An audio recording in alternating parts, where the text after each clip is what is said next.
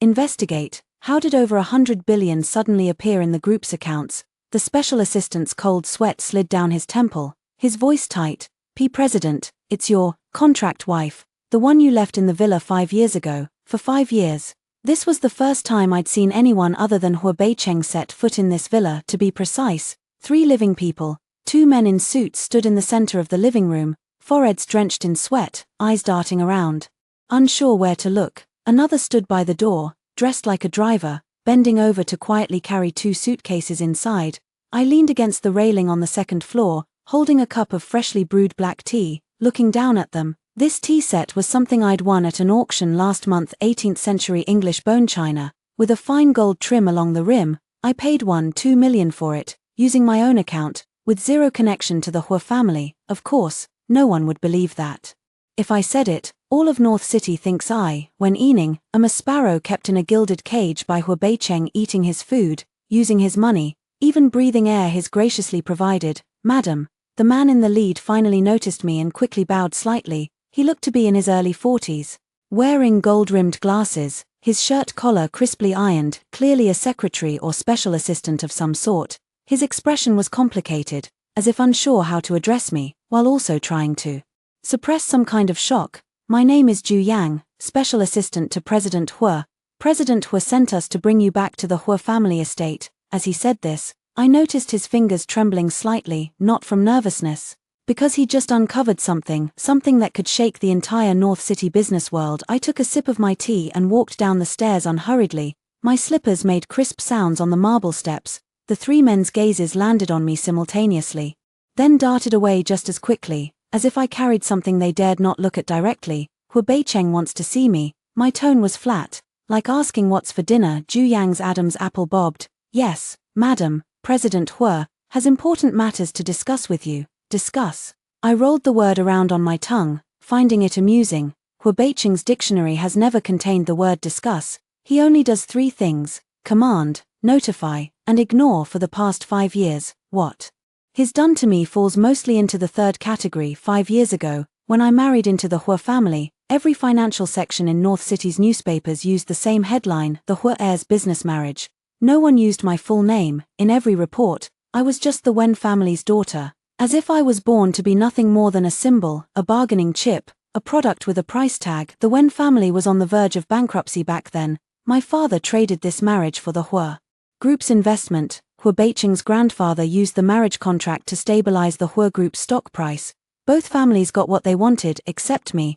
I was just a chess piece placed on the board on the wedding day. Hua Beicheng didn't even look at me directly. He wore that expensive custom-tailored suit, standing at the other end of the hall, laughing and chatting with business tycoons. When my father walked me down the red carpet, he only tilted his head, his gaze lingering on my face for less than a second before turning back to continue his business talk. That very night, he had someone send me to this villa. Calling it a villa is generous. It's really just an unused property the Hua family owns on the outskirts, a 3-story building with a modest garden, a 40-minute drive from downtown, so remote you can't even order takeout. Hua Beicheng's assistant handed me a bank card at the time, saying the president would deposit living expenses monthly, telling me to stay put, not return to the estate, and not appear in any public setting. I accepted the card and put it in the drawer of my vanity. 5 years later, it hasn't been touched because I don't need it, but I never told anyone that. Madam, Zhu Yang's voice pulled me back from my memories. The car is waiting outside. President Hua said, the sooner, the better, the sooner, the better. I laughed. 5 years of complete silence, and now suddenly he wants to see me, and it's urgent. Hua Beicheng always operates with such entitlement, as if every clock in the world should run on his schedule. Fine. I set the teacup on the console table by the entrance and took a beige trench coat from the coat rack. I bought this coat in Milan last year, from a tiny artisan workshop. The master tailor has been making coats for 40 years, accepting only 20 orders a year. I waited 6 months for my turn and paid 80,000 euros. When Zhu Yang saw the coat, his pupils contracted slightly. He recognized the brand. Good, saves me the trouble of explaining. Let's go. I didn't bring any luggage. Zhu Yang glanced at the 2 suitcases the driver had carried in, looking like he wanted to say something but held back. Those cases were prepared by Hua Beicheng's people, probably filled with things he thought I'd need, some cheap clothes to change into, Maybe a few presentable pieces of jewelry so I wouldn't embarrass him in front of the estate's servants. After all, in his eyes, I'm a girl from a bankrupt family, kept in a villa for 5 years, who should have become a naive, timid little sparrow. These two cases. No need. I pulled open the front door, and May sunlight flooded in, carrying the scent of grass and earth. I took a deep breath. I'd been in that villa too long, I'd almost forgotten what the outside air smelled like. A black Maybach sat at the entrance, its paint so polished it reflected like a mirror. The driver jogged over to open the door for me, bowing with exaggerated deference. Ju Yang followed me out, typing rapidly on his phone as he walked, probably reporting progress to Hua Beicheng. I settled into the back seat, and the scenery outside the window began to flow from the outskirts to downtown. The road winds through a mountain pass. French plane trees line both sides, their dense branches and leaves cutting sunlight into scattered patches of light on the pavement. At the end of this road lies North City's most prosperous business district, where the Hua Group's headquarters tower stands, 68 floors of all-glass curtain wall, like a giant crystal dagger plunged into the city's heart. That building is Hua Beicheng's pride. He spent 10 years transforming the Hua Group from a traditional real estate company into a comprehensive business empire spanning finance, technology, and real estate, with a personal fortune exceeding 60 billion, the youngest billionaire entrepreneur in North City. 60 billion, I silently calculated the number in my head, then smiled to myself as the Maybach entered the city. My phone buzzed, a text from an unknown number, just one short line. Miss Wen, the matter you asked me to investigate has results. Qin Mingyuan entered the country 3 days ago under an alias, currently active near Hua Group headquarters. I deleted the message, flipped the phone over, and placed its screen down on my lap. Qin Mingyuan, it's been a long time since I heard that name. His Hua Beicheng's biggest rival, and one of the instigators behind the Wen family's bankruptcy, 5 years ago. He lost to Hua Beicheng and was forced to leave the country. Everyone assumed he'd never return, but I knew he would, because people like him can't stand losing. Now it seems he's not only back, but planning something, and Hua Beicheng suddenly remembering his contract wife, abandoned for 5 years, probably has something to do with this. The car turned onto a tree-lined avenue, where modern high-rises gave way to old standalone villas. This is North City's oldest wealthy district. Every house has over a century of history, home to the city's most powerful families. The Hua family estate is here, a 3-story red brick mansion with a front courtyard that can hold 20 cars at this moment. At least 10 cars were parked in that courtyard. I scanned the license plates and recognized several. There was the Hua Group's business vehicle, Hua Beicheng's personal car, and a white Porsche covered in flashy rhinestone decals that was Lin Xuecheng's car. Lin Xuecheng, Hua Beicheng's almost fiancée. The acknowledged first beauty of North City's socialite circle. Her family runs a jewelry business nowhere near the Hua Group scale, but they hold considerable sway in high society. Hua Beicheng's mother adores her, telling everyone that Xuecheng is the only daughter-in-law she'd ever accept. As for the legal wife abandoned in that villa, in the Hua family's eyes, she probably doesn't count at all. Madam, we've arrived. Ju Yang got out first and came around to open my door. His hands were still trembling, more noticeably than before. I guessed he'd been thinking about the same thing the whole ride. Who exactly is this contract wife the president left in that villa? The Maybach stopped directly facing the main entrance of the Hua estate, where a row of people stood waiting. I spotted Hua Beicheng immediately. He stood at the front, wearing a dark grey shirt with sleeves rolled to his forearms, revealing solid, muscular arms. 5 years had barely changed him. Still that cold, imposing demeanor, a jawline sharp as if carved by a knife, eyes dark and deep like 2 bottomless pools. Beside him stood a woman, arm linked through his, posture intimate, Lin Xuecheng. Today she wore a pink Chanel suit, a string of thumb-sized pearls around her neck, flawless makeup. Eyeing the Maybach with a scrutinizing gaze. Eyeing me, about to step out. Behind them were several Hua family elders, plus a crowd of servants and assistants. Everyone craned their necks, as if waiting for a show. After all, in everyone's mind, Hua Beicheng's wife, abandoned in that villa for 5 years, should have become a drab, timid, washed-out housewife. I pushed open the car door and stepped out in a pair of 5-centimeter nude heels. The courtyard went silent. Lin Xuecheng's smile froze on her face. Like a slice of cream cake suddenly hardened. She stared at my trench coat, then at my shoes, a Jimmy Choo limited edition, only 100 pairs worldwide, which I'd obtained through private channels. Then her eyes moved to the watch on my wrist, a classic Patek Philippe, its face ringed with paved diamonds, catching the sunlight and scattering tiny glimmers. Each of these items on its own might not mean much, but put them together, combined with the fact that I showed none of the withering, cowering defeat that 5 years of confinement should have carved into a person, and they told an entirely different story. Hu Beiqing's gaze lingered on me for 3 full seconds, only 3 seconds, but I caught the slight furrow of his brow. I knew that micro-expression too well. It meant he was reassessing something or someone. It was the exact same look he'd worn 5 years ago when he first laid eyes on Hu Group's Q3 loss report. I walked up to him and stopped. "Long time no see," I spoke first, my voice as calm as if I were greeting an old acquaintance. From the corner of my eye, I saw Lin Xueqing's face shift from stiff discomfort to a faint, sickly green. Her hand was still looped through Hu Beiqing's arm, but her fingers were tightening unconsciously, crumpling his shirt sleeve into creases. 5 years, his voice was low, carrying a complexity I'd never heard from him before. "You look well, the air at the villa agrees with me." I tossed the reply off casually, my gaze sliding past him to the red brick mansion behind. 5 years ago, I'd spent exactly 1 day in this house on our wedding day. Before Hu Beiqing had me shipped off, I'd sat in that living room for 2 hours. His mother had sat across from me, studying me like an uninvited guest, and then she'd said something I still remembered word for word. "Since this is a contract marriage, it should look like one. The main house is no place for you." And now, her son had personally sent someone to bring me back. Funny how the world turns. "Mr. Hu, everyone's assembled. Shall we go inside?" Ju Yang's cautious reminder came from beside me. Hu Beiqing nodded and turned toward the house. Lin Xueqing still clung to his arm, but after 2 steps, he stopped abruptly. He looked down at his wrinkled sleeve, then at her hand. He didn't say a word, he simply slid his arm free. The gesture was small, but everyone, including the servants standing at the door, saw it. Lin Xueqing's face went fully green, her delicate features twisting for just a split second before snapping back into a graceful smile. I had to hand it to her. Her composure was world-class. I followed the crowd into the Hu family mansion's living room.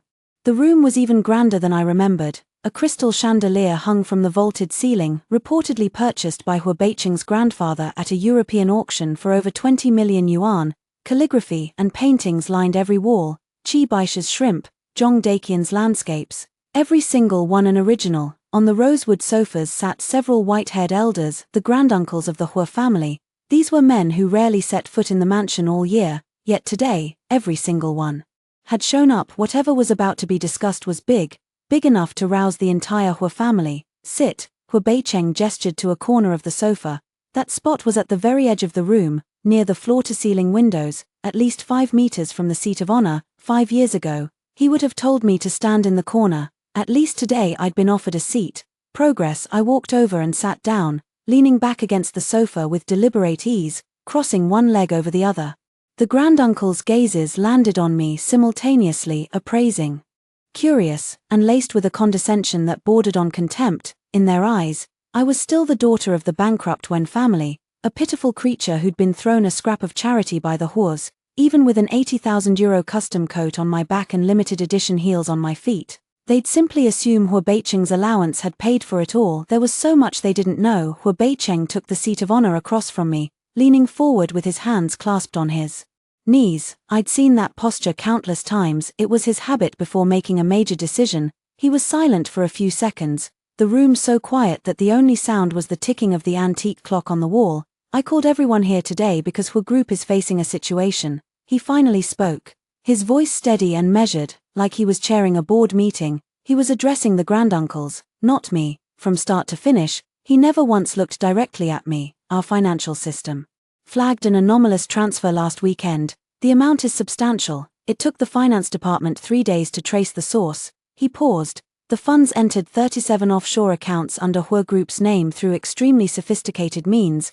The total exceeds 100 billion yuan. The method was so professional that if we hadn't happened to be running quarterly audits on a few of those accounts, we never would have caught it." The air in the room turned to stone. The grand uncles exchanged glances. Someone drew in a sharp breath. 100 billion, even for a commercial empire like Hu Group. That number was enough to make anyone's scalp crawl. Hu Beiqing had spent 10 years building the company to a market cap of just over 600 billion. And someone had quietly funneled 100 billion into his accounts without him noticing for 3 whole days. "Did you find out who it was?" The granduncle seated in the center spoke first, his voice hoarse. Hu Beicheng didn't answer immediately. His gaze finally turned to me, slowly, deliberately, as if measuring every inch of me, my coat, my heels, the watch on my wrist, the unreadable calm on my face. He was piecing the information together, trying to assemble a truth, but he couldn't because for 5 years, he had known nothing about me. Ju Yang. Hu Beicheng beckoned. Ju Yang stepped forward, clutching a tablet, his expression that of a man walking to his own execution. Sweat beaded on his forehead, his gold-rimmed glasses fogged over, his lips were cracked, and his Adam's apple bobbed uncontrollably. "Did you find it?" the granduncle demanded impatiently. Ju Yang took a deep breath. His lips trembled several times before sound came out. His voice shook, squeezed from his throat like it was being dragged out by force. "We traced it, Chairman, directors. The source of these funds is..." Another deep breath. Then he said the words that turned everyone in the room to stone. "It's..." "Madam." Every head in the room snapped toward me. I was still leaning back on the sofa, legs crossed, raising the cup of black tea a servant had just delivered. It wasn't until the cup reached my lips that I noticed everyone staring. Lin Xueqing's mouth hung slightly open, like she'd swallowed a fly. The granduncle's eyes were bulging, expressions like they'd been clubbed over the head. Hu Beicheng stood up. He walked over to me, looking down, his gaze dark and heavy as the sky before a storm. "Wen Yining," he said, his voice pitched low enough that only I could hear, "I need an explanation." I looked up at him and took a slow sip of tea. 5 years. For 5 years, I'd thought once a month about what I would say if Hu Beicheng ever truly looked at me again. A cold laugh, a biting taunt, a divorce agreement slapped onto the table, none of it. I set down the cup and gave him a faint smile. "Hu Beicheng, do you really know me at all?" The moment the words left my mouth, a clap of thunder split the sky outside. Mayweather was fickle, sunny one moment, and the next, storm clouds were rolling in from every direction, swallowing the entire city of Beicheng in grey gloom. No one in the living room spoke. Rain began to hammer against the floor-to-ceiling windows, crackling like static. Then my phone buzzed again. I glanced down, the same unknown number. This message was even shorter, just 4 words. "He's making his move." Qin Mingyuan was making his move. I deleted the message and looked up, meeting Hu Beicheng's eyes. He was staring at my phone, his brow furrowed even deeper, clearly catching the shift in my expression. "Who sent that?" His tone carried the casual authority of an interrogation. I flipped the phone over, screen down on my knee, and looked up at him, my smile unchanged. "Hu Beicheng, you threw me in that villa for 5 years without a single word, and now you're worried about my private life." His jaw tightened. "This isn't about your private life," he said, each word deliberate. "You transferred 100 billion into Hu Group's accounts. I have a right to know where that money came from and how you did it." "You have a right." I stood up, in my heels, my line of sight was level with his. We faced each other, close enough that I could see the chandelier reflected in his pupils. "Hu Beicheng, if I actually wanted to do something to Hu Group," I said softly, each word edged with ice, "you would never have found out." His pupils contracted. It was the look of a hunter realizing his prey was far more dangerous than he'd ever imagined. The rest of the room remained frozen, still reeling from the revelation that the 100 billion belonged to me, the abandoned wife. Lin Xueqing's face had gone beyond ugly. It was ashen now, her lips trembling, her fingers digging into the leather sofa armrest hard enough to leave marks. I looked away, toward the window. The rain was falling harder, and the real show I'd been waiting 5 years for was only just beginning. The silence in the living room stretched for a full minute. Outside, the rain intensified, drumming against the glass in a relentless staccato. The chandelier's light refracted through the water streaming down the windows, scattering countless tiny glimmers across faces frozen in varying states of shock. Hu Beicheng was still standing before me, those dark, fathomless eyes boring into mine like he was trying to reclaim every detail he'd missed over the past 5 years in a single glance. His lips parted slightly, as if he wanted to speak, but in the end, nothing came out. He was the helmsman of Hu Group, the youngest billionaire entrepreneur in Beicheng, a man who made ruthless decisions in the boardroom and had never once been rendered speechless by anyone. But at this moment, facing a contract wife he'd discarded for 5 years, he didn't know what to say for the first time in his life. "What? No more questions?" I tilted my head, a hint of amusement threading through my voice. "Since you have no more questions, then I'll ask mine. You made a big show of bringing me back from the villa today. Surely it wasn't just to find out where that money came from." Hu Beicheng's Adam's apple bobbed. He took half a step back, widening the distance between us, but the movement didn't make him look any more composed. If anything, he seemed even more unsettled. Like a man realizing for the first time that the hand he was holding wasn't nearly enough. Of course it's not just that, he said, his voice regaining its usual low, measured calm. That money has already drawn the attention of the regulators. The Hua Group needs to give the outside world an explanation. So you plan to push me out as that explanation, not push you out, he frowned. Protect you. I couldn't help it, I actually laughed out loud. Protect me. Hua Beicheng said he wanted to protect me. I would have believed those words from any other man on earth, but coming from his mouth, they only struck me as absurd. 5 years. 5 years he'd left me in that 3-story house on the outskirts of the city, barely bothering to show his face. Now that 100 billion had landed in his accounts, suddenly he remembered I was worth protecting. Mr. Hua, a voice came from the doorway. It was old Chen, the butler. He stood at the entrance to the living room, his expression tense, holding a landline phone in his hand. Director Zhao from the Securities Regulatory Commission called. He says there's an urgent matter he needs to discuss with you in person. His people are already on their way. They'll arrive in about 15 minutes. Hua Beicheng's face darkened. The Securities Regulatory Commission. They moved fast. The matter of 100 billion appearing out of thin air in the Hua Group's accounts was clearly no longer just an internal secret. With the regulators stepping in, this could turn into a public crisis at any moment. If it wasn't handled properly, the Hua Group's market value of over 600 billion could collapse like an avalanche. The faces of the Hua family elders turned even uglier. The oldest among them, seated in the middle, rose to his feet using his cane, fixing me with the kind of look one might give a criminal on trial. He struck the floor hard with the tip of his cane. Beicheng, this matter must be resolved immediately. This woman, she is Mrs. Hua. Hua Beicheng cut him off. His tone was flat, but every word carried an unshakable weight. The elder opened his mouth, glanced at Hua Beicheng's expression, swallowed whatever he was about to say, and sank heavily back onto the sofa. I was somewhat surprised. Hua Beicheng actually defended my status in public, something that would have been absolutely unthinkable 5 years ago. Back then, he couldn't wait for the whole world to forget he even had a contract wife. But surprise aside, I wasn't about to let him off the hook that easily. Since the Securities Regulatory Commission is coming, I said, taking my time as I sat back down on the sofa and picked up the half-cold black tea again. Shouldn't I sit in on the meeting as well? After all, I'm the one who transferred that money. No one knows its ins and outs better than I do. Of course you'll be present. Hua Beicheng glanced at me. That's also one of the reasons I brought you back. Oh, and what are the other reasons? He didn't answer. Lin Xueqing finally couldn't hold it in any longer. She rose from the sofa, her high heels clicking sharply against the marble floor. She walked over to Hua Beicheng and looped her arm through his again, this time even tighter than before, as if staking a claim. Beicheng, her voice was syrupy sweet, but her eyes were all cold edge. Since Miss Wen admits she made that transfer, doesn't that say it all? She went behind the Hua family's back and pulled off something this massive. Whatever her intentions, it already constitutes a threat to the Hua Group. You should have the legal department handle this, not let her sit here drinking tea. Miss Lin, I spoke before Hua Beicheng could, my tone light and airy, as if I were commenting on the weather. My name is Wen Yining, I am Hua Beicheng's legal wife. The arm you're holding belongs to my husband. Suggesting that a husband take action against his wife while standing in front of that very wife. If word of this got out, your socialite circle would be blushing on your behalf. Lin Xueqing's face flushed crimson in an instant, her hand on Hua Beicheng's arm recoiled as if burned. You.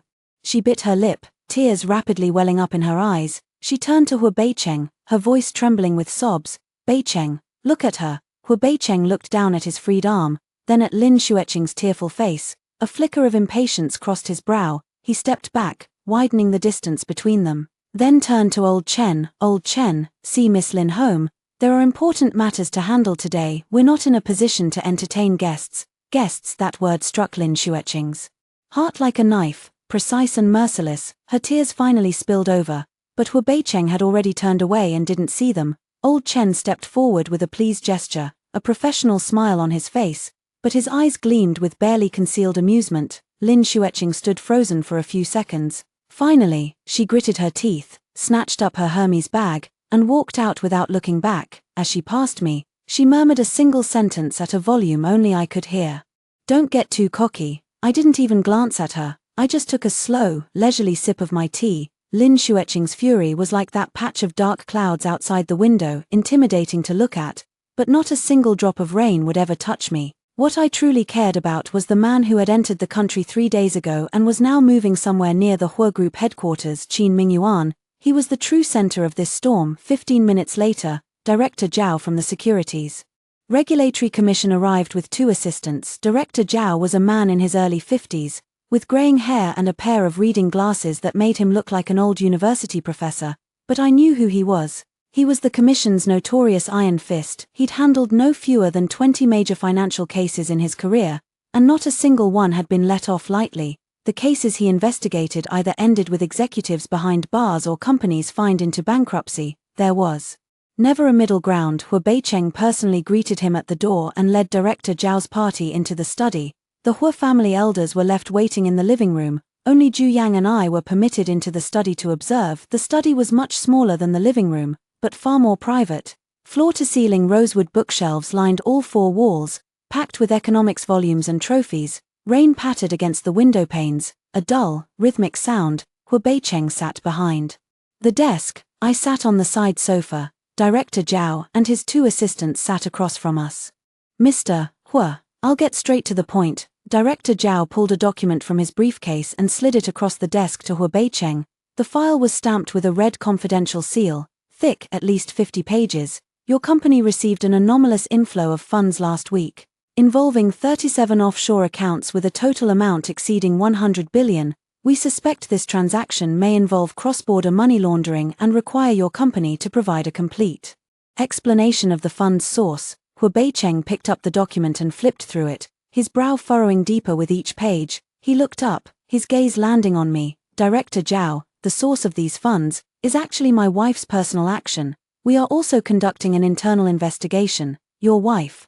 Director Zhao followed his gaze to me, surprise flickering behind his reading glasses. He clearly knew something about Hua Beicheng's marital situation. After all, that business marriage that had shaken Beicheng 5 years ago was known to everyone in the circle, but he had probably never imagined that the wife Hua Beicheng had hidden away would be connected to a 100 billion level sum of money. Mrs. When Director Zhao turned to me, his tone all business. Could you please explain the source and purpose of these funds? I set down my teacup, rose from the sofa, and walked to the desk. Hua Beicheng watched me, his eyes carrying something complicated: wariness, curiosity, and a thread of tension he didn't even seem aware of himself. Director Zhao, I began, my voice calm and clear. Before I answer that question, I need to confirm one thing. Is this visit a routine inquiry on behalf of the Commission, or has a formal investigation already been opened? Director Zhao's eyebrow arched. Currently it's a routine inquiry, but if your side cannot provide a reasonable explanation, we do not rule out the possibility of escalating to a formal investigation. Very well. I picked up the document and flipped through it from beginning to end. When I finished, I set it back on the desk, looked up at Director Zhao, and allowed a faint smile to curve my lips. The 37 accounts listed in this document all belong to offshore companies under the Hua Group's name, registered in the Cayman Islands, the British Virgin Islands, and Bermuda respectively. The actual controlling person of these 37 companies is Hua Beicheng, but he doesn't even know these companies exist. Hua Beicheng's expression shifted. What did you say? Because I registered these companies for you. I turned to him, my tone as casual as if I were mentioning something trivial. 3 years ago, I registered the first batch of 12 offshore companies in the Cayman Islands. 2 years ago, another 15 in the British Virgin Islands. 1 year ago, the final 10 in Bermuda. All of them operate under the name of Hua Group Overseas Investments, but in reality, every single one is managed independently by me. The study fell silent except for the sound of rain. Hua Beicheng stared at me, shock layering upon shock in his eyes, like someone peeling back the layers of a truth he had never known existed. His fingers unconsciously tightened, knuckles turning white. That's impossible. His voice came out low and hoarse. Registering offshore companies requires a large amount of qualification documents. It requires the Hua Group's company seal, legal representative seal, tax registration certificate, original articles of association, and identity documents for at least 3 directors. I finished his sentence for him, speaking at a measured pace, every word as crisp as if I were reading from a financial report. I obtained all of those documents. How I got them, you don't need to ask. All you need to know is that over the past 3 years, I used these 37 offshore companies to execute 46 cross-border investments, covering overseas real estate, technology equity, and commodity futures. With a total return rate of 340%, I turned to Director Zhao and pulled a small USB drive from my pocket,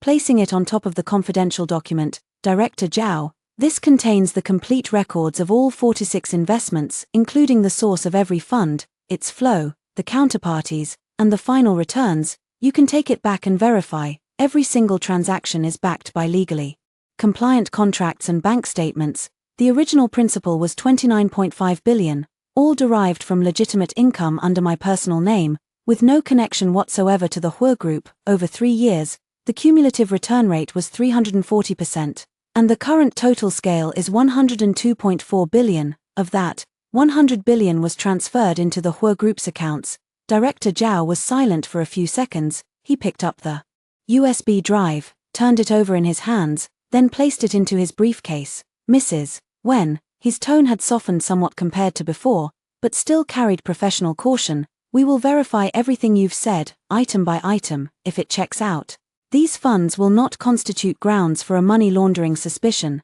but until then, I'll need you to sign a formal statement and cooperate with our subsequent investigative procedures. No problem. Director Zhao nodded and signaled one of his assistants to produce a document from the briefcase. I took the pen and signed my name at the bottom of the page. The nib scratched across the paper with a soft, rasping sound. After I finished signing, I set down the pen and looked up, meeting Hua Beicheng's gaze directly. He sat motionless behind the desk, watching me with those deep, dark eyes, too many complicated emotions churning within them as if something was cracking open inside him. I gave him a small smile. Mr. Hua, that money is my gift to you. Inside here is the complete record of all transactions, including the source and destination of every fund, investment contracts, and tax filings.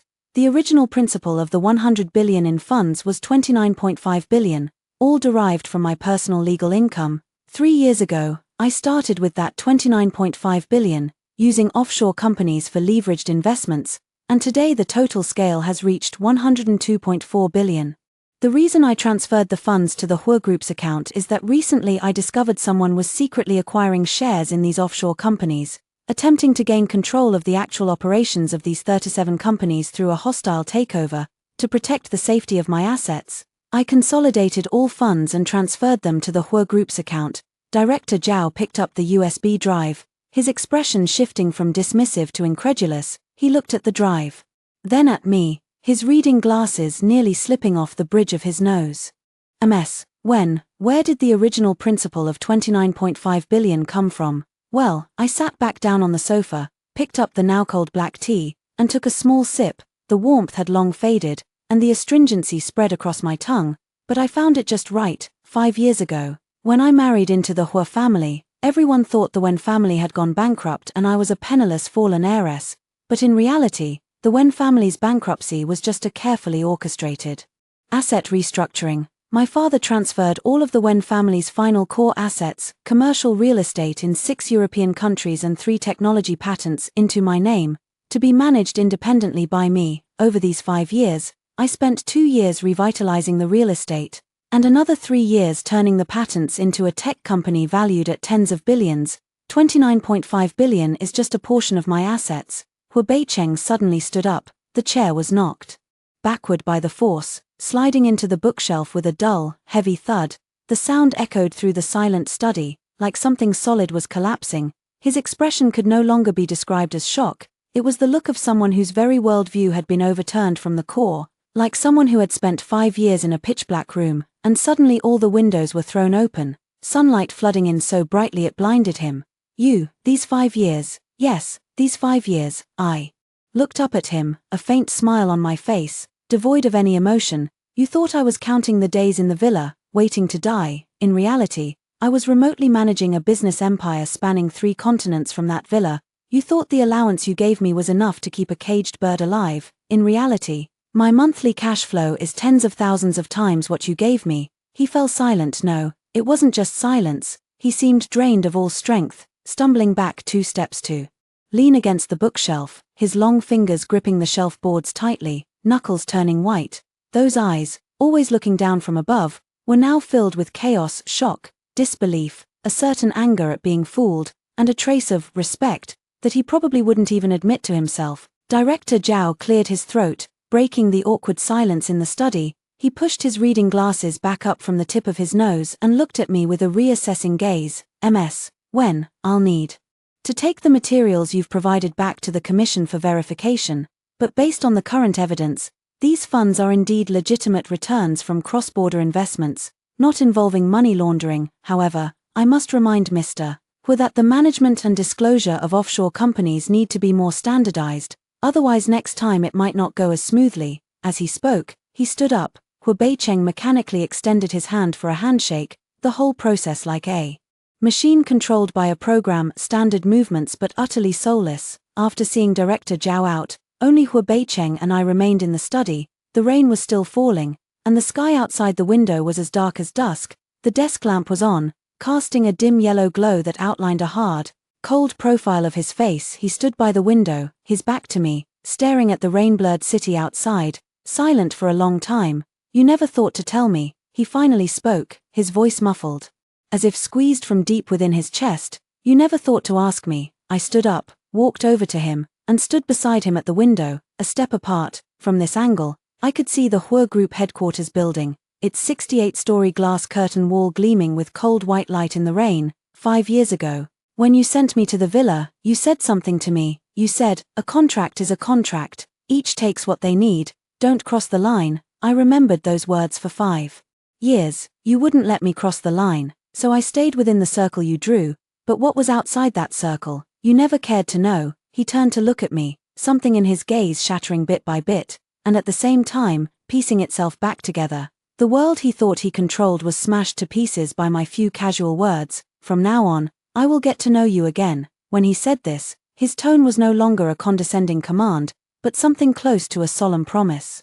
Before I could answer, my phone vibrated again. This time it wasn't a text, but a call. An unlisted number flashed on the screen, but I recognized the last digits. It was the person I had stationed near Hua Group headquarters. I answered, and the voice on the other end spoke just one sentence, urgent and tense. "Sister Wen, Qin Mingyuan's men have entered the Hua Group headquarters building. They're disguised as fire safety inspectors, and their target should be the safe in Mr. Hua's office." I hung up and turned to leave. Hu Beicheng grabbed my wrist, his grip so tight it nearly crushed my bones. "Who called?" "Qin Mingyuan." His back. His reaction was faster than I expected, so he wasn't completely in the dark. At least he knew of Qin Mingyuan as an adversary. "Is there anything important in the safe in your office?" I asked directly. His pupils contracted, he released my wrist, and strode quickly to the desk phone, pressing the intercom button. "Zhu Yang, immediately seal off all entrances and exits of the headquarters building. Activate the highest security level. Someone has infiltrated." Zhu Yang's voice came through the receiver, clearly flustered. "Mr. Hua, I was just about to report to you. The headquarters security system was shut down from the inside 5 minutes ago. All surveillance is black. We're investigating." "Don't investigate, just seal it off. Have the head of security gather everyone and search floor by floor."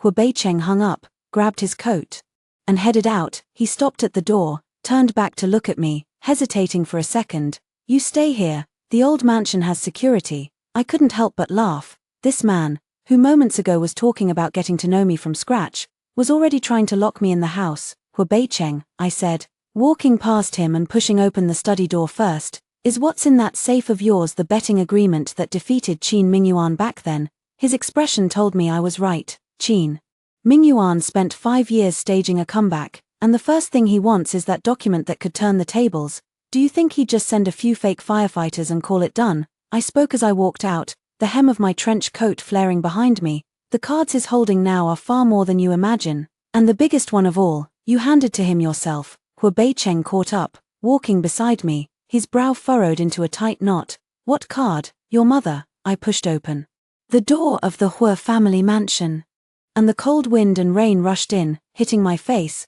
The Maybach was still parked in front, and the driver, seeing me come out, immediately jogged over to open the door. "Your mother lost 300 million in Macau at the start of the year. Qin Mingyuan's people covered that debt for her. What she owes Qin Mingyuan isn't just money, it's leverage." Hu Beicheng's face finally darkened completely, not out of anger, but because he realized that the Hua empire he thought was impregnable had already been cracked from within, without his knowledge, and the ones who cracked it were, 1. his closest mother, and 2. The wife he had discarded in the villa for 5 years, except one was being used, and the other had been quietly laying her plans for 5 years. How do you know all this? He got into the car, his voice low, as if squeezed through clenched teeth, because for the past 3 years, every move Qin Mingyuan made in Europe was under my surveillance, his secret accounts in Switzerland, his shell companies in London, his casino shares in Macau, including his undercover network in Beijing. There's nothing I don't know. The car started, and the wipers swept back and forth across the windshield, cutting the city lights into blurred shadows. Hu Beicheng sat beside me, silent. But he kept looking at me. That gaze was completely different from before, no longer indifference, nor scrutiny, but a deep, urgent stare, as if he were remeasuring a world he had missed for 5 years. Had enough of looking. I didn't turn my head, just watched the streetscape receding rapidly outside the window. Beijing in the rain had a hazy beauty, the neon lights stretched by the raindrops, like colorful ribbons floating in the air. No, his answer was crisp and direct, with a frankness that came from having nothing left to lose. 5 years of debt. I'll have to make up for it. The car screeched to a halt in front of the Hua Group headquarters building. Through the rain, the entire 68-story glass tower was brightly lit. Security personnel had sealed off all entrances, and red and blue police lights flashed across the plaza. But I knew Qin Mingyuan's men wouldn't come through the front door. They were taking a route that only I knew before the car had even fully stopped. I pushed open the door. The rain was even heavier now, large drops stinging my face with icy cold. The plaza in front of the Hua Group headquarters was already cordoned off, with a dozen security guards in raincoats patrolling the main entrance, red and blue lights spinning and flashing through the rain, casting the entire glass building in a surreal glow. Hua Beicheng got out from the other side and strode quickly to my side. He had no umbrella, and the rain instantly soaked his dark grey shirt. The fabric clinging to his body, outlining the solid lines of his shoulders and back. He wiped the rain from his face, looked down at me, his voice somewhat muffled by the sound of the rain. You said earlier there's a route only you know. What do you mean? Exactly what I said. I skirted the main entrance and headed for the side of the building. Hua Beicheng was right behind me, with Zhu Yang and several security supervisors scrambling to catch up.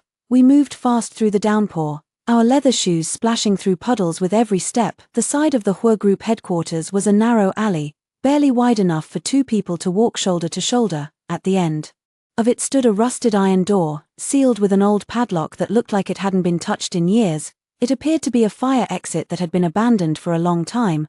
That door's been sealed shut, the security supervisor said, gasping for breath as he caught up. It's been locked for 3 years. The keys are long gone. I ignored him. I crouched down and pulled a long, thin hairpin from the pocket of my trench coat. The keyhole was rusted over, but I knew this lock's inner workings better than anyone, because I was the one who'd had it replaced 3 years ago. When I conducted a comprehensive risk assessment of the Hua Group, I'd discovered 16 security vulnerabilities in this building.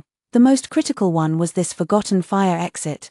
It led straight down to the underground parking garage, and from there, you could reach the executive offices on the top floor without passing through a single security checkpoint. I'd done 2 things back then. First, I had this lock replaced, and I was the only one who held the key. Second, I'd installed an independent surveillance system in the underground garage corridor, one that didn't feed into the Hua Group's security center. Instead, it connected directly to the computer in my study at the villa. I hadn't told anyone, not even Hua Beicheng, because even back then, I'd had a feeling, if Qin Mingyuan ever made his move, he'd exploit every forgotten vulnerability in this building. And sure enough, he had. The hairpin turned twice in the lock, there was a sharp click, and the padlock sprang open. I pushed the door, and a wave of damp, musty air rushed out to meet me. Beyond it was a pitch-black stairwell. The emergency lights had long since burned out, leaving only the faint glow from the doorway to illuminate the first few steps. Zhu Yang, have your men hold this position. Anyone comes out of here, you take them down on sight. Hua Beicheng turned to give the order to the security supervisor, then pulled a set of car keys from his waist, a mini flashlight dangling from the keychain. He clicked it on and stepped into the stairwell first. I followed him, and in the darkness, I heard him mutter under his breath, "Just how much have you been hiding from me? More than you have time to hear right now." I brushed past him, took the flashlight from his hand, and swept the beam across the dust-covered walls and stairs. In the corner of the basement level, a few battered cardboard boxes were stacked haphazardly. The glass on a fire hydrant cabinet was half-shattered, and cobwebs hung from the ceiling like grey curtains swaying in the flashlight's glow. At the end of the corridor was a fire door, Its closing mechanism was broken, and the door hung slightly ajar, leaving a gap about the width of a hand. The moment I reached for it, I heard something from the other side, footsteps, faint, but unmistakable. More than one person. I killed the flashlight instantly. Darkness swallowed everything in that black void. Hu Beicheng found my hand with unerring accuracy. His palm was broad and dry, his fingers strong. The grip wasn't too tight, wasn't too loose. It felt like an instinctive protective gesture. In 5 years of marriage, the closest we'd ever been was standing side by side at our wedding, with a person's worth of empty space between us. Now his hand was wrapped around mine, his palm pressed against the back of my hand, warmth spreading from the point of contact. It was strange, unfamiliar, and oddly reassuring. "Don't move," he whispered, his lips almost brushing my ear. Someone's there. Of course I knew someone was there, but my attention was caught by something else entirely. Hu Beicheng's hand was trembling, not from cold, not from fear, from rage. A man who was used to controlling everything, discovering intruders on his own turf. That kind of fury burned far hotter than fear. 3 sets of footsteps echoed from beyond the fire door, moving fast across the concrete floor. One of them spoke, his voice bouncing through the cavernous underground garage, laced with obvious agitation. "The safe won't open, the code's been changed. Tell the boss we're going with plan B." "What's plan B?" another voice asked. "No idea. The boss just said if we couldn't get the agreement, we start plan B, torch the cars in the garage first, cause chaos. Then we go up through the west freight elevator." Hu Beicheng's grip on my hand tightened abruptly. "They're going after the garage," he said through gritted teeth. "There's a main gas pipeline down there." I didn't hesitate. I flicked the flashlight back on and kicked the fire door open. The beam cut through the darkness like a blade, catching 3 men dead in its light. They wore grey work uniforms with fake fire inspection badges clipped to their chests, each carrying a black backpack. The man in front held a hydraulic cutter, and he was just about to clamp it around a yellow pipe on the west side of the garage, a pipe marked with a red flame symbol, natural gas. The 3 men squinted simultaneously, blinded by the sudden light. The leader reacted fastest. He dropped the hydraulic cutter and reached for the walkie-talkie at his waist. But I was faster. My hairpin flew from my hand and embedded itself dead center in the back of his hand. He screamed, the walkie-talkie slipping from his grip and clattering to the ground. Where Hu Beicheng crushed it under his heel, the other 2 exchanged a split-second glance, then bolted in opposite directions. One made for the freight elevator, the other dove deeper into the garage. Hu Beicheng took off after the first one, and I went after the second. When ening, Hu Beicheng shouted from behind me, urgency bleeding into his voice. "Worry about yourself." I didn't look back. I plunged into the darkness. The underground garage had 3 levels, structured like a labyrinth, but every pillar, every corner, I knew them all by heart. When I'd done the risk assessment 3 years ago, I'd gone through the building's architectural blueprints no fewer than 50 times. Every floor plan was burned into my memory. The man running from me clearly didn't know the layout. He panicked and turned into a dead end, an abandoned car wash bay at the farthest corner of the garage. When he spun around to double back, I was already blocking the only exit. The flashlight beam pinned him against the wall. He was in his early 30s, dark-skinned, with a patch of blue tattoo peeking out from his collar. His eyes darted frantically in the light, like a cornered rat. "Give me the backpack." I held out my hand. He instinctively shoved the bag behind his back, his other hand creeping toward his work uniform's pocket. "If you're looking for this." I pulled a folding knife from my trench coat pocket and flicked it open with a sharp snap. The blade caught the flashlight's beam, throwing a cold glint across the room. "Your friend dropped it in the stairwell when he was running away." His face went pale. That was his knife. He was probably just now realizing his pocket was empty. "You still want to fight me?" I folded the knife shut and tossed it on the ground. The metallic clatter echoed through the empty garage. The man stared at me for a long moment, then deflated like a punctured balloon. He slumped to the floor, slid the backpack off his shoulders, and pushed it toward me. "What's in the bag?" "I don't know," he stammered, his voice shaking. "The boss told me to carry it, said it was a timing device. Set for 30 minutes, I unzipped the backpack. Inside was a square metal box with a simple electronic timer on the lid. Red digits were counting down, 2317, 2316, 2315, not a bomb. Something worse, there was a stamped serial number on the side of the box. I angled the flashlight to read it, NRC 7732B. This was an industrial-grade remote signal transmitter, the kind used for wireless blasting operations in large mines. It had 2 core functions, receiving remote commands, and blocking all Other wireless signals. I pried open the latch on the box's edge with my fingernail. Inside was a dense tangle of circuit boards and 3 lithium batteries wired in parallel. At the center of the main board, a chip the size of a thumbnail was soldered in place. The markings on it made my stomach drop. That was the patent Qin Mingyuan's Swiss company had filed last year, a multiband signal suppression module. If this chip activated, it could block all radio signals within a 2-kilometer radius. Cell phones, walkie-talkies, Wi-Fi, even police communication frequencies. This wasn't simple chaos, this was a carefully orchestrated trap. They were sealing us in. What did Qin Mingyuan offer you? I looked down at the man slumped on the floor, my voice turning cold. He stammered, unable to get the words out. I had no patience for that. I stepped forward and pressed my foot down on his shin, applying precise pressure to the most vulnerable point of the tibia. He screamed in agony, tears and snot streaming down his face. 200,000. He promised each of us 200,000, said we just had to install some equipment at the Hua building, and another 300,000 after the job was done. 200,000. Qin Mingyuan had bought 3 reckless fools for a pittance, sent them to install signal jamming devices at the Hua Group headquarters.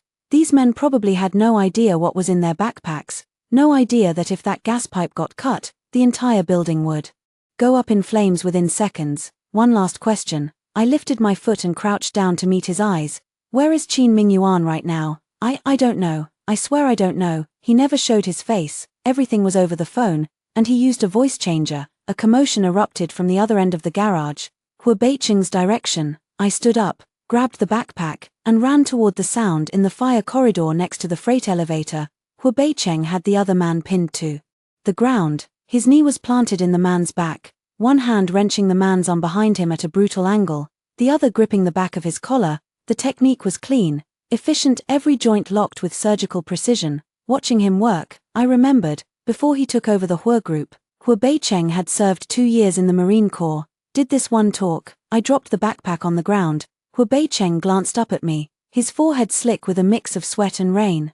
2 buttons on his shirt had been torn off, exposing a faint old scar just below his collarbone. He looked roughed up, but his eyes were blazing, lit with the fierce adrenaline of a fight. He gave up half. His voice came out rough and low. They're Qin Mingyuan's men. Their target was the betting agreement locked in the safe. But he says Qin Mingyuan himself isn't in Beicheng. He is. I crouched down and held the metal case out for Hua Beicheng to see. He only needed one glance to recognize what it was. His pupils snapped tight. A multiband signal jammer, industrial grade, effective radius of 2 kilometers. Qin Mingyuan planted this thing inside Hua Group headquarters. What do you think he's planning? Hua Beicheng's mind moved fast. He stared at the red numbers ticking down on the timer, his lips pressed into a thin line, and had the answer within seconds. He wants to create an information blackout. If Hua Group headquarters loses all external communication, every trading system goes down. This afternoon at 3 o'clock, Hua Group is closing the cross-border merger with Germany's Hansen Group. If communications cut at that moment, the deal automatically voids, and Hua Group pays 30 billion euros in penalties. 30 billion euros. Add the cascading effect of a stock collapse, amplify it through a media firestorm, and Hua Group's market value could shrink by 30% in a single day, and that was the conservative estimate. By then, Qin Mingyuan would sweep in through the offshore companies he'd quietly acquired, buying up the plunge at rock-bottom prices. He'd seize control of Hua Group for a fraction of its worth. That was Qin Mingyuan's plan B. If he couldn't get the betting agreement, he'd cut the legs out from under the entire company. What time does the signing start? 3 o'clock. Hua Beicheng checked his watch, and his face went darker. It's 2:15 now. The timer shows 20 minutes left. At 3:05, the signal gets cut completely. The ceremony needs at least half an hour. If we can't stop it, we can. I picked up the bag and turned toward the freight elevator. Have Juyang contact Hansen Group. Move the signing up to 2:40.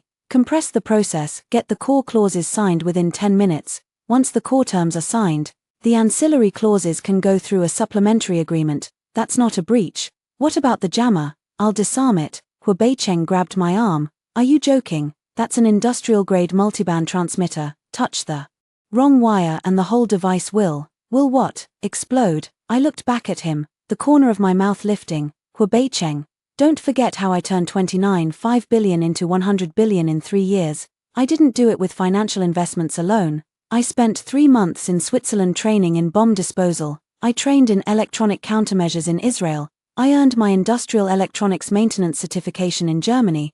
This transmitter uses a standard 3-circuit parallel design. I could disarm it with my eyes closed. He stared at me for a long moment. The flashlight beam cut across both of us from the side, casting 2 long shadows on the ground. Rainwater dripped from his soaked hair, slid down his temple, over his brow bone, and hung on his thick lashes. Those dark, deep eyes churned with too many emotions: shock, unease, conflict, and something he probably didn't even recognize in himself, something that looked a lot like concern. "I'm coming with you," he said those 3 words as casually as if he were commenting on the weather, but I knew what they meant coming from Huobeicheng. His entire life, he'd been the one in control. He never put himself in a position he couldn't manage, and disarming a bomb was completely outside his control. For him to stand beside someone he hadn't looked in the eye for 5 years, in front of a device that could go off at any second, that was a gamble, and Huobeicheng never gambled. "Mr. Hua, the signing ceremony," Zhu Yang burst out of the stairwell. When he saw the 2 of us standing in front of the freight elevator, the rest of his sentence died in his throat. He was gasping for air, his glasses coated in rain, looking like he'd just been pulled out of a river. Huobeicheng took a deep breath and released my arm. He turned to Zhu Yang, his voice snapping back into its usual calm authority. "Contact the Hansen Group signing representative. Move the ceremony up to 2:40. Compress the agenda, core clauses only. Then notify the Beicheng Municipal Public Security Bureau's counterterrorism unit. Tell them Hua Group headquarters has discovered a suspicious electronic device and we need their bomb disposal experts. And you, sir, I'm going to disarm the jammer." He said it, then turned to look at me. The corner of his mouth curved, almost imperceptibly. "No, we are." The freight elevator's number panel lit up. The car descended from the 1st floor, drawing closer to the underground parking level 1 floor. At a time, in those few dozen seconds of waiting, Huobeicheng suddenly spoke. His voice was so low it was nearly swallowed by the rain and the rumble of the elevator machinery. "When Ening, if we make it out of this alive today." "Don't say that." I cut him off and stepped into the elevator. "Say something like that and you're asking for it. Haven't you ever seen a movie?" He froze for a second, caught off guard. Then he laughed. That was the first time in 5 years I'd seen Huobeicheng laugh. Not the restrained, polite smile he wore in business settings, not the polished, practiced arc he gave the media. This was a real laugh, the kind that slipped out when something hit him before he had time to put his guard up. It lasted barely a second, but it was enough to make anyone's heart skip a beat. "You really haven't changed," he said, still just as sharp-tongued. "You've changed plenty." The elevator doors slid shut, sealing the 2 of us in the cramped space with the metal box whose countdown kept ticking. "For example, you finally look at me." The freight elevator stopped at the 23rd floor. This was Hua Group's executive floor, and Huobeicheng's office sat at the end of the corridor. The entire floor was empty now. All employees had been urgently evacuated that afternoon. Only the motion sensor lights along the ceiling remained on, casting pale white light over the vacant desks and half-closed office doors. Huobeicheng's office occupied 1/3 of the entire floor. 2 walls were floor-to-ceiling glass, overlooking the full skyline of Beicheng. The city in the rain looked like a grey forest, distant mountains reduced to faint silhouettes behind the mist. If it weren't for the metal box with 15 minutes left on its countdown, the view would have been genuinely spectacular. His desk was a single slab of African blackwood 3 meters long, 1.5 meters wide. On it sat only a slim laptop, a bronze pen holder, and a photograph in a crystal frame. The photo showed a woman in a chipao.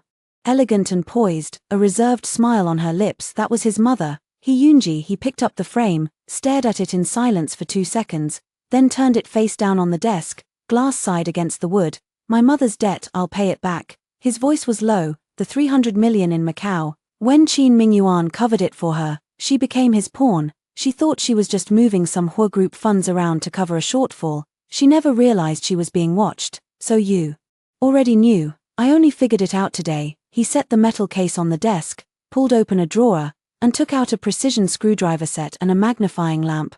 "When you said it in the car, everything clicked into place. Earlier this year, my mother suddenly said she was going to Europe, a month in Switzerland, half a month in Macau. At the time I thought it was odd, but I didn't dig deeper." "It's not that you didn't dig deeper," I said, taking the screwdriver and switching on the magnifying lamp, leaning in over the metal case. "It's that you didn't want to suspect your own mother." He said nothing. The numbers on the timer kept ticking. 13, 42, 41, 40. I unscrewed the 4 fastening screws on the case lid and exposed the full circuit structure inside. 3 lithium batteries wired in parallel at the base, the signal generation module in the middle, and on top, the control chip and multiband transmitting antenna, exactly the 3-circuit parallel design I'd expected. Cutting the main circuit would disable the entire device, but the problem was, Qin Mingyuan had added a little surprise to the base design. Hidden beneath the control chip, there was an extremely thin trigger wire. If someone didn't know it existed and cut the main circuit directly, the trigger wire would send one final pulse to the control chip. In the instant before power loss, the chip would activate a buzzer, not an ordinary buzzer, but one wired into the building's public address system. Once triggered, every speaker in the building would blast a piercing alarm simultaneously, and the moment that alarm went off, people outside would assume something catastrophic had happened. Panic would spread through the crowd like a virus, stampede, chaos, loss of control. That was exactly what Qin Mingyuan wanted. He wasn't just cutting He Group's communications, he was engineering maximum public terror. Is this guy insane? He Beicheng leaned in and saw the trigger wire, his brow furrowed.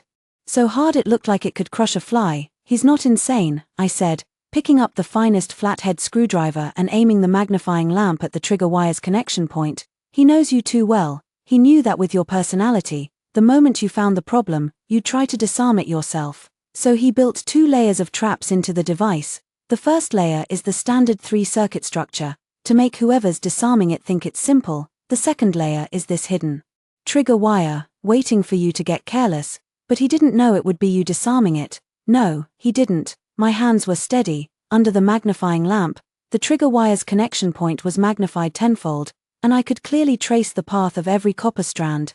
This wire connected the control chip's 7th pin to the public address system's signal amplifier, with a microcapacitor in between to store the residual charge released when the chip lost power. If I cut the trigger wire directly, the capacitor discharge would activate the amplifier, and the alarm would still sound. The correct method was to short the capacitor's 2 terminals first, drain the charge, and only then cut the trigger wire. I gripped a hair-thin wire with the tweezers, touching both ends to the capacitor's positive and negative poles simultaneously. A faint current passed through the wire. The number on the timer flickered once, then returned to normal. Now, cut. He Beicheng handed me a pair of diagonal cutters. The instant I snipped the trigger wire, the green indicator light on the control chip died without a sound. No buzzer, no broadcast system activation. Every speaker in the building stayed silent. First trap disarmed. Next came the main circuit. The 3-loop parallel design meant I had to sever all 3 lines simultaneously, with no more than half a second between cuts. Exceed that window,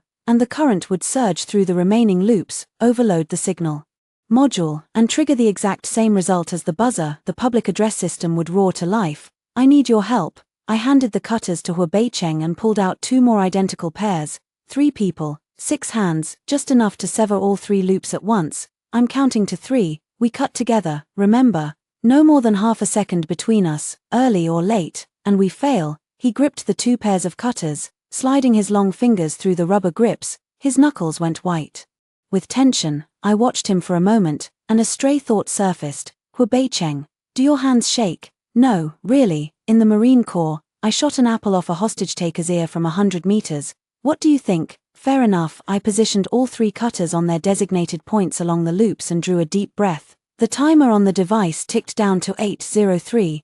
The air in the office felt like it had turned to concrete. Only the rain hammering against the windows and the sound of our breathing broke the silence. 1, 2, wait. He Beicheng's voice cut through. For what? Wait for the countdown to hit a good number. He glanced at the timer, and the corner of his mouth curved up again. 8:00 exactly. Chinese people like auspicious numbers. I nearly laughed despite myself. The helmsman of $100 billion empire, talking about lucky numbers at a moment like this. The timer clicked to 8:00. 3 pairs of cutters closed at once. 3 copper wires snapped simultaneously. 3 loops went dead in the same heartbeat. The metal box let out a low hum, then every indicator light blinked out. The timer froze at 7:58, flickered twice, and went dark. The signal jammer was down. I straightened up, my back soaked through with cold sweat, the fabric clinging wet and clammy to my skin. He Beicheng tossed the cutters onto the desk and collapsed into his chair, tilting his head back to stare at the ceiling, exhaling a long, ragged breath. If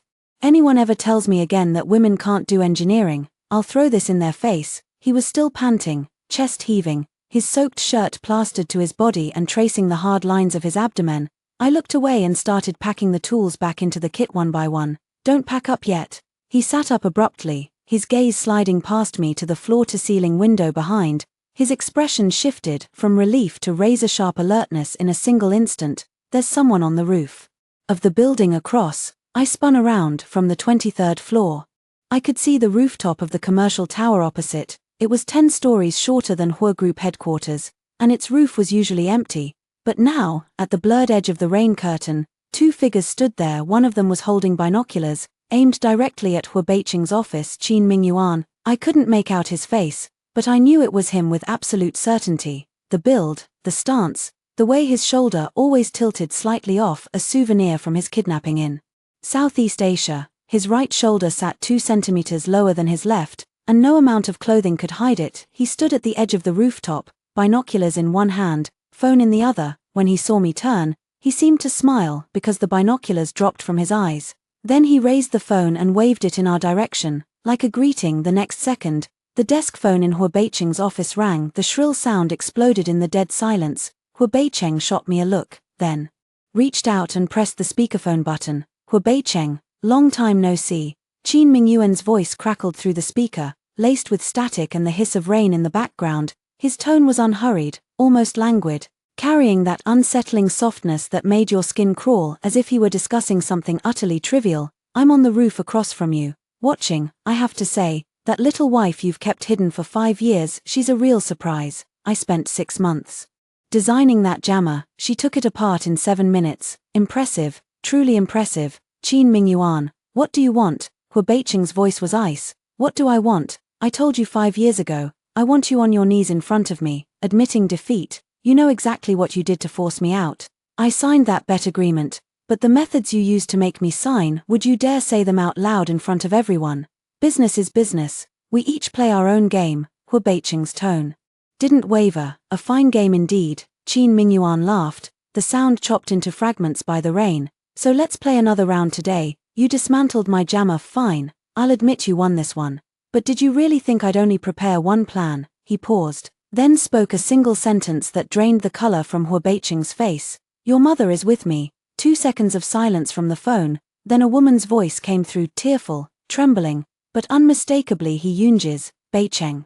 Don't come." "They are." A short, sharp scream, then the line went dead. The dial tone beeped monotonously in the office, like some kind of ominous countdown. Hua Beiqing grabbed the phone and punched in numbers with frantic speed. "Call trace." Seconds later, he slammed the handset onto the desk. Shards of shattered screen scattered across the surface. "The signal's been bounced through multiple relays. Can't trace it." He stood up, bracing both hands on the desk, shoulders heaving. I'd never seen him like this. Even during the most brutal negotiations 5 years ago, he'd always worn that unflappable mask, but now he looked like a beast trapped in a cage, every muscle coiled tight, fury churning in his eyes with nowhere to go.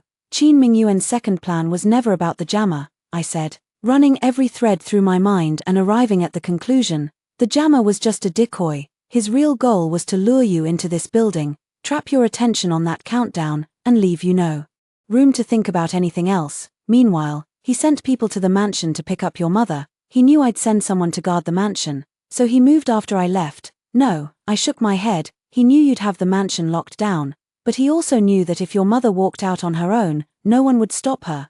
Hua Beiqing's head snapped up. "You're saying, your mother wasn't kidnapped? She's been Qin Mingyuan's accomplice from the very beginning." The words landed like a blade, driven without mercy into Hua Beiqing's most vulnerable place. Something flickered in his eyes that I'd never seen before, not anger, not shock, but a hollow emptiness born of being betrayed by the person closest to you. "The 300 million in Macau, Qin Mingyuan paid it off for her, but that's just the surface. He must be holding something far bigger over her head, something that leaves her no choice but to cooperate. Otherwise, the matriarch of the Hua family would never stoop to being an outsider's pawn." He was silent for a long time. The rain filled every gap, an endless elegy pressing down on the room. "I'm going to save her." He finally spoke, his voice hoarse and low. "No matter what she's done, she's my mother." "I know." I closed the toolbox and stood up. "That's why I'm coming with you." He looked at me, and something in those dark, deep eyes began to thaw. He opened his mouth as if to argue, but in the end, he just nodded. The building across has an underground passage that runs straight to B3 of Hua Group headquarters. It was built as a fire escape when the two towers went up, marked as abandoned on the blueprints, but it's been in use the whole time. When you locked down headquarters, Qin Mingyuan used that tunnel to move people through. How do you know all this? Because the construction crew that built that tunnel, I arranged them. I'd already reached the office door by then. I turned back to look at him. Hua Beicheng, everything I've done these past 5 years, it wasn't because you were good to me. Quite the opposite. You were so bad to me that I had no choice but to protect myself. I mapped every weakness in this company, top to bottom, inside and out. I built every defense you could imagine, and plenty you couldn't. You want to know why? He held my gaze, waiting. Because even if you never treated me as your wife, when Yining has only ever married one man in her life, and that man's life only I get to touch it, the moment the words left my mouth, every light in the ceiling went out. Emergency lighting kicked in automatically, casting sickly green glow from the exit signs in the corners, turning the office into something like a deep, dark dungeon. Qin Mingyuan had cut the building's power in the darkness. Hua Beicheng's voice came from behind me, low, steady, carrying a tenderness that only surfaces after surviving something terrible. When this is over, we start over. I didn't answer. I pushed open the fire exit door. Because I knew the real fight was only just beginning. The emergency lights in the stairwell cast their sickly green glow down the narrow steps, like a tunnel leading into the earth. Hua Beicheng and I descended one behind the other, footsteps echoing in the enclosed space, each step landing on the beat of my heart. When we reached B3, my phone buzzed, not a text this time, an email, from the contact I'd placed in Switzerland. The subject line held only 4 words, in position, standing by. I stopped and quickly typed back 2 words. Execute. Hua Beicheng stood behind me, his gaze sweeping across my phone screen. He didn't ask what I was executing, he just said, in a very flat tone, "So you really did have another card up your sleeve." Right back at you. I tucked the phone into my pocket and pushed open the fire door to level B3. The third basement level was the equipment floor of Hua Group headquarters. Massive ventilation ducts and cable trays crisscrossed the ceiling like an impenetrable metal spiderweb. The air was thick with the smell of machine oil and dust, mixed with a stale, rusty tang that made your throat tighten. At the deepest part of the equipment floor stood an unremarkable grey iron door. It bore no markings of any kind, just an old, worn handle, its paint mostly chipped away to reveal dark brown rust beneath. This was the underground connecting corridor between the two buildings, 80 meters long, barely wide enough for 2 people to pass sideways. No lights inside, no ventilation. The floor was uneven concrete, cracked in places with gaps as wide as a finger.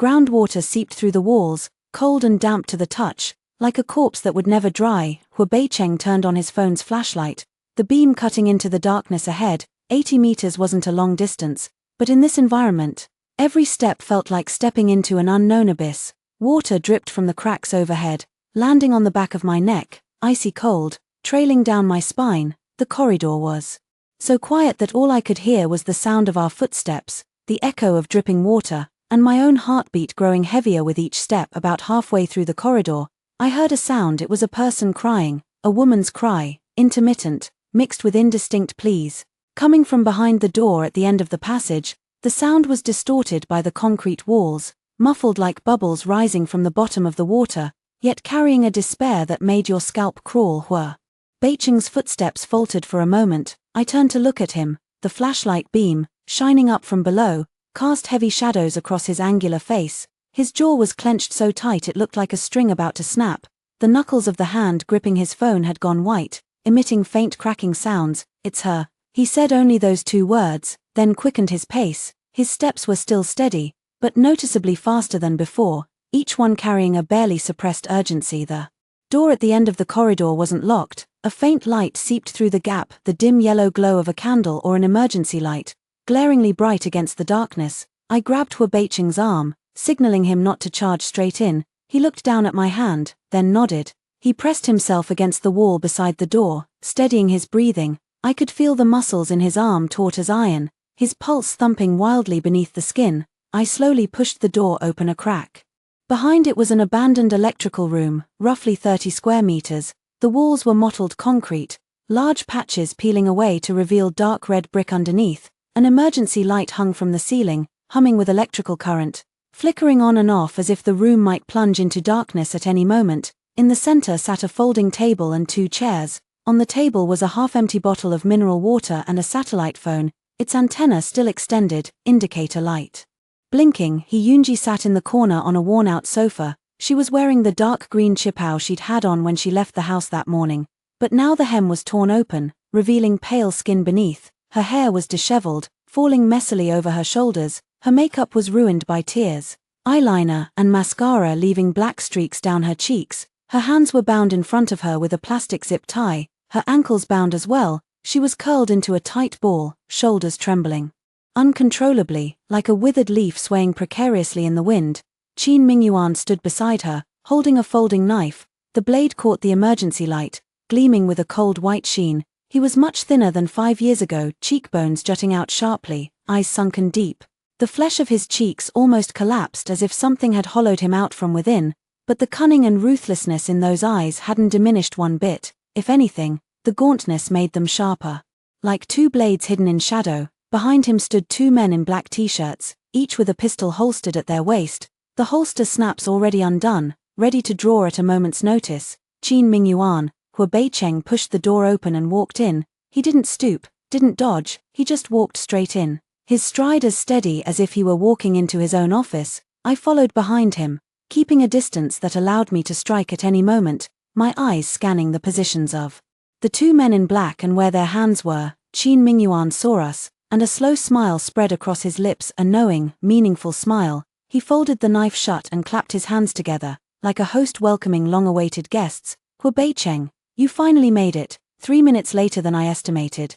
Did this miss when beside you give you some advice on the way here? Let her go. Hua Beicheng's voice carried no warmth whatsoever, like a piece of iron frozen for 1,000 years. Let her go. Qin Mingyuan tilted his head, as if he'd just heard a hilarious joke. Your mother owes me 300 million. 5 years ago, you used a betting agreement to force me out of the country, made me hide in Southeast Asia for 3 whole years, and now you're telling me to let her go. You and I have accounts to settle, and we're going to settle them properly. He walked over to Hyunji, bent down, and with an almost gentle motion tucked her disheveled hair behind her ear. Hyunji flinched violently, as if touched by a snake, curling in on herself, her lips beginning to tremble uncontrollably. Auntie Qin Mingyuan's voice was soft, like coaxing a child. Why don't you tell your son how you came to owe me? Hyunji lifted her tear-streaked face. Her lips quivered several times before any sound came out. Her voice was so hoarse it was barely audible, as if she'd cried it raw, every word forced out from the back of her throat. Beicheng, I'm sorry, it wasn't just that.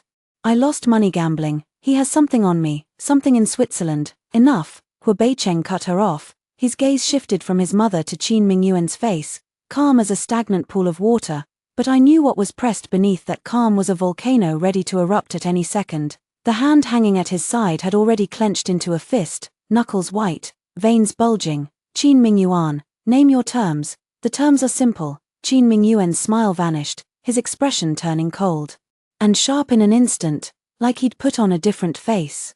First, you sign an admission on the betting agreement, acknowledging that you used improper means to force me into signing it back then. Second, 15% of Hua Group's equity, transferred to my company registered in the Cayman Islands. Third, he turned to me, and something else entered his eyes, interest, and also the greed of a hunter spotting rare prey. His gaze traveled from my face down to my feet, like he was appraising a piece of merchandise waiting for a bid. Third, Miss Wen comes with me. I have great appreciation for your business acumen, turning 29.5 billion into 100 billion in 3 years. A talent like that shouldn't be wasted on a man like Hua Beicheng.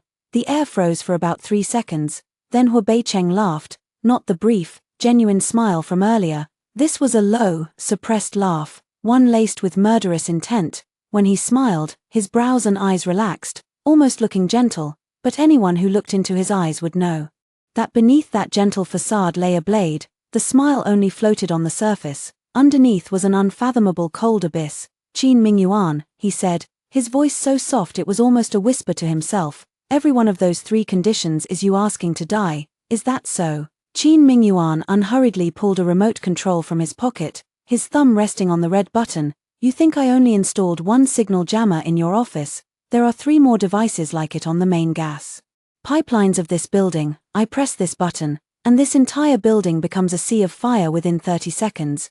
Do you dare to bet with me? Hu Beicheng's pupils contracted. I spoke up. Qin Mingyuan, those 3 devices you mentioned, they're installed on the west pipeline of level B1 in the underground parking garage, the east pipeline of level B2, and the central pipeline of level B3, correct?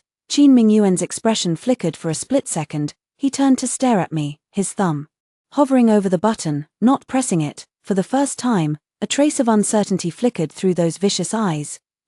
Those 3 devices were installed while you were disguised as fire safety inspection personnel. Around 1:40 to 2 o'clock this afternoon, they used the same model of industrial-grade remote signal transmitter as the one in the office, each set to an independent receiving frequency. The remote in your hand should be a 4-channel unit, corresponding to 4 different devices. The one in the office has already been dismantled by me, so pressing the button for that channel won't do anything. I pulled out my phone from my pocket. The screen was lit, displaying a screenshot of a real-time surveillance feed. In the image, 3 people in protective suits were disassembling a metal box, with 2 fully armed police officers standing nearby. The timestamp in the upper right corner clearly showed a time just minutes ago. The Beicheng Municipal Public Security Bureau's counterterrorism unit locked onto the locations of those 3 devices 20 minutes ago. Bomb disposal experts arrived on scene 10 minutes ago. All 3 devices have now been completely dismantled. Qin Mingyuan's face finally changed. All the color drained from that gaunt face in an instant, as if someone had thrown ice water in his face. He snatched the remote up to his eyes, frantically pressing the buttons once, twice, 3 times. His thumb ground against the red button repeatedly, producing crisp clicking sounds. The electrical room remained silent as ever. No explosion, no alarm, nothing. The 2 men behind him began to panic, exchanging uneasy glances, their hands instinctively moving toward the pistols at their waists. Fine beads of sweat had already formed on one of their foreheads. You think you're the only one who prepared a backup plan? I turned my phone screen toward him. On it was an open email. The email listed a long string of detailed bank account information, every account marked with its opening bank, account number, and balance. Those accounts were scattered across Switzerland, the Cayman Islands, Singapore, and Hong Kong. The total amount exceeded $3 billion. The text on the screen was small, but Qin Mingyuan's gaze was nailed to it, as if he were trying to bore through the phone. Qin Mingyuan, your 17 secret accounts in Switzerland, your 6 shell companies in the Cayman Islands, your 3 trust funds in Singapore, and your 4 safety deposit boxes in the underground vault at Hong Kong's Landmark, all of these were frozen by Interpol an hour ago. You're lying. Qin Mingyuan finally lost control. He grabbed the satellite phone off the table, his fingers trembling as he dialed a string of numbers. His fingers slipped across the keys several times, misdialing and redialing, as if all the support had been pulled out from under him. The call connected. He fired off rapid questions in French, his voice shrill and frantic, like a drowning man desperately grasping at the last straw. Then, his entire body went rigid. The satellite phone slipped from his hand, crashing onto the concrete floor. The screen shattered into a spiderweb of cracks, shards of glass scattered, glinting faintly in the emergency light. His $3 billion, gone, every cent he'd spent 5 years meticulously hiding across the globe, all frozen. Without that money, his power in Southeast Asia would crumble overnight. His subordinates would betray him, his partners would abandon him, his enemies, the countless ones he'd made in the dark world, would swarm in like sharks catching the scent of blood. Hu Beicheng watched the entire process of Qin Mingyuan collapsing from arrogance to utter ruin, then turned to look at me. The astonishment in his eyes was even deeper than when he'd watched me defuse the bomb in the building earlier.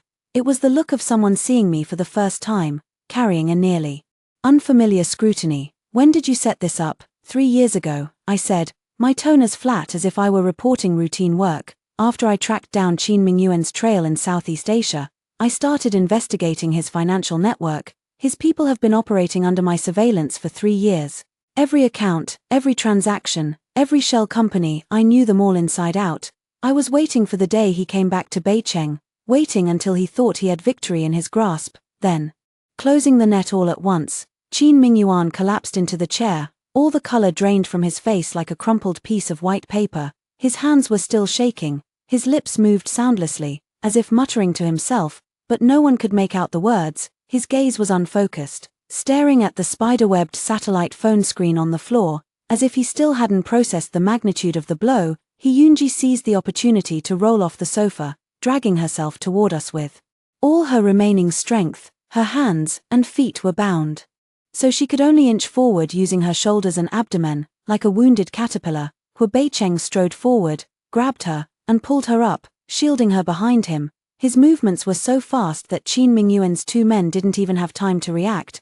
"Don't move." One of the henchmen finally snapped back to his senses, yanking the gun from his waistband. The dark muzzle swung toward Hu Beicheng. The man's hand was trembling, but his eyes burned with the desperate madness of a cornered animal. "Boss, the money's gone." "Fine, but we take Hu Beicheng with us, and the Hu group is still ours for the taking." He never finished the sentence. The door to the electrical room was kicked open from the outside, and a flood of harsh light swallowed every shadow in the dim space. A dozen counterterrorism officers in black tactical gear poured in, their assault rifles trained with surgical precision on Qin Mingyuan and his two men. Red laser dots settled on their foreheads like 3 stamps of death. "Drop your weapons, hands on your heads, kneel." The team leader's command thundered through the cramped room. The two henchmen froze for exactly 1 second, then nearly simultaneously dropped their guns and dropped to their knees, hands locked behind their heads. Qin Mingyuan didn't move. He sat in his chair, staring blankly ahead, as if the outside world no longer reached him. 2 officers lunged forward, slammed him to the ground, wrenched his arms behind his back, and snapped on the handcuffs. His face was pressed against the cold concrete floor, his cheekbones scraped raw, blood seeping out to mix with the dust. He didn't struggle, not once, but as they hauled him past me, he rasped out a single sentence. "Wen Yining, who the hell are you?" I looked down at him. This was the man who had nearly destroyed the Wen family 5 years ago, who had spent 3 years quietly maneuvering against the Hu group from the shadows, who had come within minutes of reducing this entire building to rubble today. He thought he was the chess master, moving everyone else like pieces on a board, but in the end, he never even knew who he was playing against. Someone you should never have crossed. He let out a dry, hollow laugh, and the officers dragged him out of the electrical room. More footsteps echoed down the corridor. Zhu Yang arrived with the Hu group security team, medics following close behind with stretchers, and several CSRC officials hurried in as well. The scene was a controlled, orderly chaos. Yunji was helped onto a stretcher. She had no serious injuries, just shock and mild dehydration.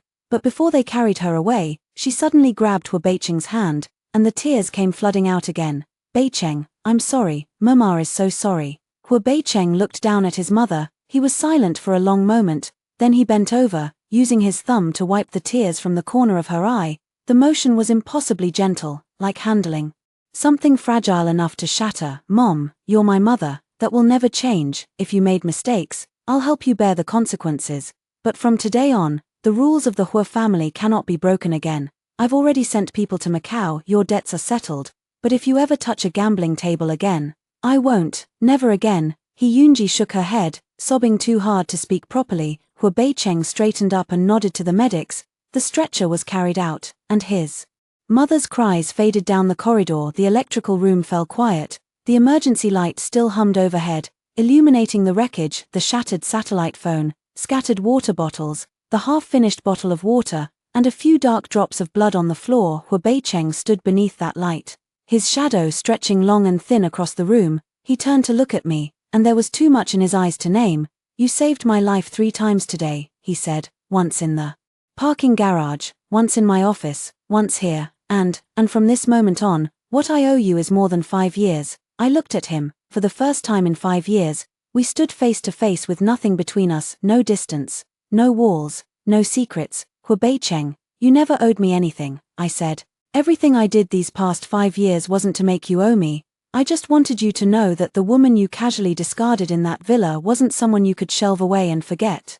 She has her own abilities, her own world, her own things worth protecting." I know, his voice was soft, but every word landed like a stone dropped into still water. "I know now, and honestly, I started feeling it the moment you stepped out of that Maybach in the €8,000 coat. Then you told me about the 29.5 billion in my study, you knocked a man flat in the parking garage, you dismantled a device in 7 minutes that I couldn't even begin to understand. Wen Yining, before today, I knew nothing about you. After today," he stopped. The man who commanded 100 billion empire, who never hesitated in the boardroom, stood in a dusty, abandoned electrical room facing a woman he had missed for 5 years, and for the first time in his life, he didn't know how to say what he felt. "After today, I don't want to know nothing anymore. Zhu Yang's voice came from the corridor, reporting that the police had secured every entrance to the building, and that the media had already arrived, setting up cameras outside. Hu Beicheng took a deep breath. He smoothed down his wrinkled, stained shirt, buttoned the few remaining buttons, and then extended his hand toward me. Let's go, Mrs. Hu. The reporters outside are waiting, Mrs. Hu. For 5 years. Every time someone used that title, it carried a tone of dismissal, contempt, or deliberate ignorance. But when Hu Beicheng said those 2 words just now, there was something in his voice I had never heard. Before reverence, I placed my hand in his fingers closed around mine, the grip just right, not too tight, not too loose, like he was holding something precious he had only just found. Again, we walked through the underground passage and back into the Hu Group headquarters. The elevators were running again, carrying us up to the main lobby. Beyond the glass doors, a wall of reporters stood packed together, camera flashes erupting like lightning in a blizzard. Security personnel linked arms to form a human barrier, barely holding back the surging crowd. Mr. Hu is out, someone shouted, and every lens swung toward us in unison. The flashes came down like a hailstorm, the shutter sounds merging into a deafening torrent of noise. Hu Beicheng didn't let go of my hand. He pushed open the glass door and walked into that sea of light. Dozens of microphones thrust toward us, voices layering over each other until it was almost impossible to make out a single question. Mr. Hu, is today's bomb threat connected to the bet agreement from 5 years ago? Mr. Hu, what impact will Qin Mingyuan's arrest have on Hu Group's stock price? Mr. Hu, is the lady beside you the legendary? That reporter didn't dare finish the question, because Hu Beicheng suddenly raised his hand, signaling for everyone to be silent. The flashes stopped. The shutters stopped. Dozens of reporters and hundreds of cameras went quiet at once, every pair of eyes fixed on him. He turned his head to look at me, his eyes blazing bright against the afterimages of 1,000 camera flashes. Then he let go of my hand, not releasing it, but shifting his grip. He turned to face me fully, and in front of every media outlet present, reached into the inner pocket of his suit jacket and pulled out a neatly folded piece of paper. I recognized it. It was the marriage contract we had signed 5 years ago. The paper had yellowed with age, the creases worn and frayed, but the handwriting was still clear. Party A, Hu Beicheng. Party B, Wen Yining, contract term, 5 years. Automatically dissolved upon expiration. Today was the last day of those 5 years. Hu Beicheng held the contract up, letting every camera capture it. Then he gripped both ends with his hands and slowly, deliberately, tore it in two. The sound of ripping paper was amplified by the microphones. Echoing through the silent lobby, he dropped the 2 halves to the ground, and then he lowered himself onto one knee. The crowd erupted, shutters exploded in a frenzy, flashes turning the entire lobby bright as midday. Reporters behind us screamed and surged forward, the security line buckling under the pressure. Hu Beicheng knelt on one knee, looking up at me. His expensive custom suit was covered in dust, rainwater, and sweat stains. His knee pressed into the cold marble floor, leaving marks against the scattered glass shards, but his back was ramrod straight, his jaw set, his gaze steady and unwavering, like he was completing the most important ritual of his life. Wen Yining, he said my full name, not Miss Wen, not Mrs. Hu, not any title that carried a label, just Wen Yining. 3 clean, unadorned characters. 5 years ago today, I signed a contract in the top-floor conference room of this building. I thought it was just a routine business arrangement. I thought you were just a name on a piece of paper. I thought putting you in that villa fulfilled every obligation I had. He paused. When he spoke again, there was something in his voice I had never heard before, something held back, and something finally being set free. I was wrong, completely, utterly wrong. That contract was never worthy of you. The man I was 5 years ago wasn't worthy of you, and the man I am today, maybe he isn't either, but I have never admitted I was wrong in public. I have never made a public promise. This is the first time for both. He reached out his hand, palm up, fingers long and steady. The contract is torn. From this moment on, there are no parties, no terms, no expiration dates. No mutual convenience, just a man who wants to pursue the woman he missed for 5 years.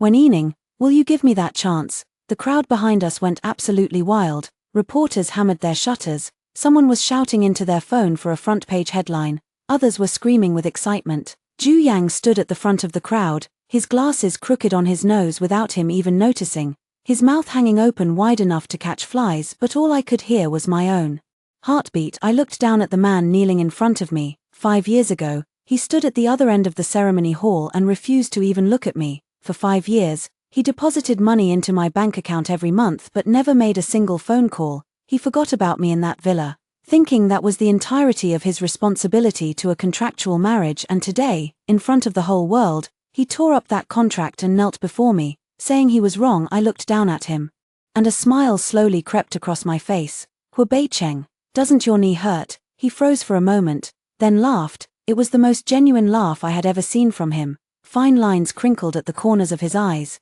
and the vertical furrow between his brows, the one that was perpetually taut with tension, finally relaxed, like a river surface that had been frozen for a long time thawing in the spring. It hurts, so you'd better say yes quickly, so I can get up. I reached out and took his hand. His fingers immediately closed around mine, gripping tightly, firmly, using my strength to pull himself to his feet.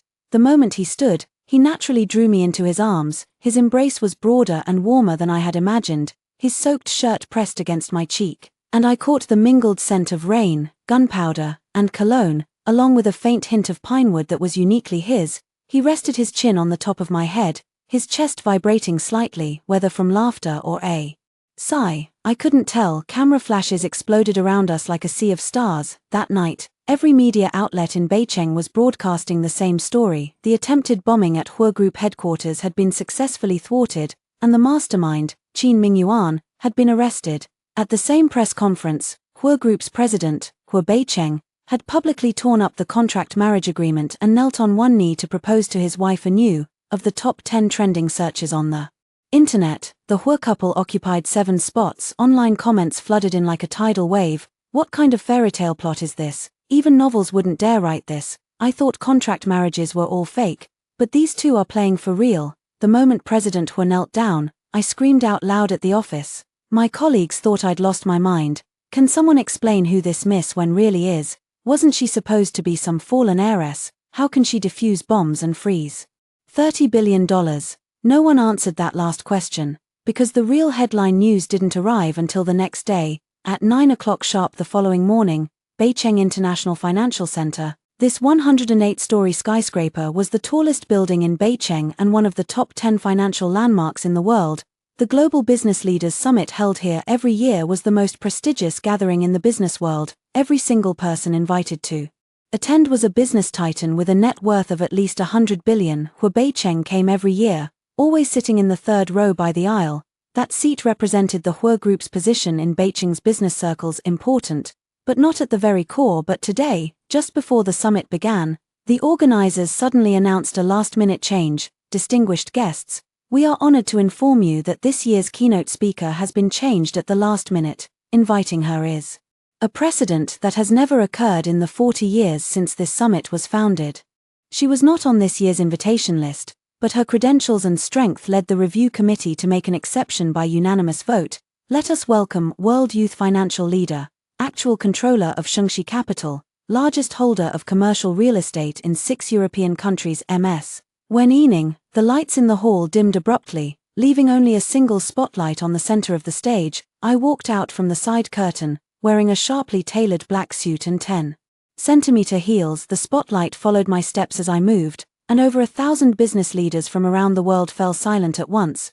Most of them had never heard my name before. The few who had only knew a vague label, Hu Beicheng's contract wife. Today, they would learn a completely different name. Good morning, everyone. I stood at the center of the stage, the spotlight converging into a bright halo above my head. In the sea of dark figures below, I saw countless stunned faces. Some were rapidly flipping through the materials in their hands, some were whispering to each other, and some raised their phones toward the stage. In the third row by the aisle, Hu Beicheng sat upright. He was wearing the navy blue suit I had helped him pick out this morning, and the tie, a Windsor knot, was one I had tied for him. Far better than the ones he tied himself. He looked at me on stage, a smile he couldn't suppress tugging at the corner of his lips, his eyes so proud it was as if he himself was standing on that stage. I am Wen Yining, I said into the microphone, my voice carrying through the surround sound system across the entire hall, the founder and actual controller of Shengxi Capital. Shengxi Capital was established 3 years ago and currently manages assets exceeding 200 billion euros,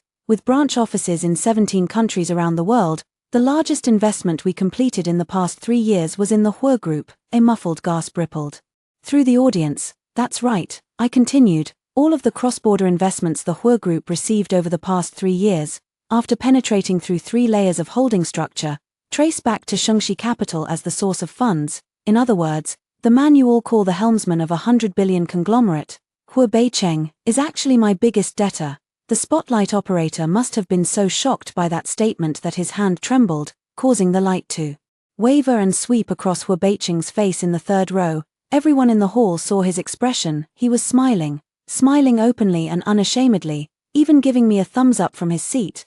That image spread across the headlines of every financial media outlet worldwide in less than 10 minutes, each title more exaggerated than the last. Hua Beicheng's wife is his secret boss, Shengxi Capital Queen exposed, 3 years of low profile, net worth crushing all of Beicheng, contract wife turns creditor, the truth behind President Hua's kneeling proposal.